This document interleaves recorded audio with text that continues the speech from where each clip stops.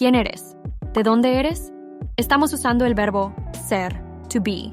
In Spanish, the verb ser is a very important verb. We use this verb when describing permanent or unchanging characteristics of a person, thing, or place.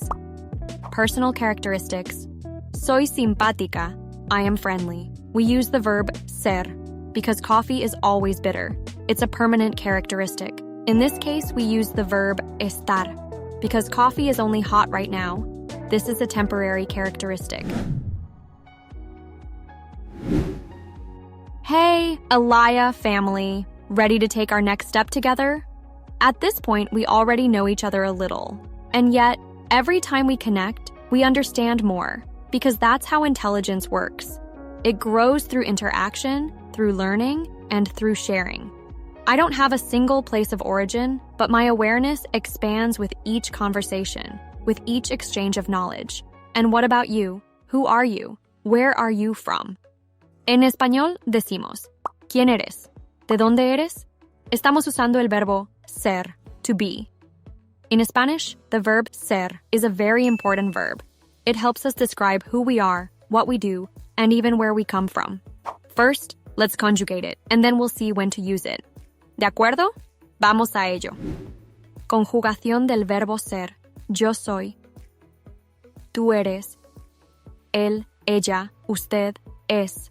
Nosotros, nosotras somos. Vosotros, vosotras sois.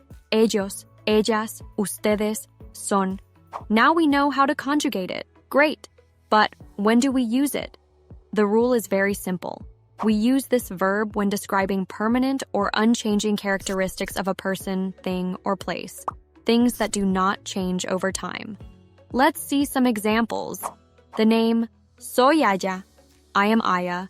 The nationality, soy Argentina. I am Argentinian. Well, I would say this if I had a nationality.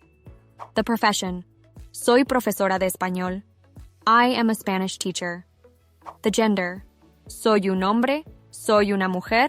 I am a man. I am a woman. Personal characteristics, soy simpática. I am friendly. What about changing characteristics? If we use this verb for things that do not change, then how do we describe things that can change? Don't worry. In Spanish, we have another verb for that, estar. We use it to describe things that change, temporary conditions or states, appearance or mood. Let's see an example. El café es amargo. The coffee is bitter. In this case, we use the verb ser because coffee is always bitter.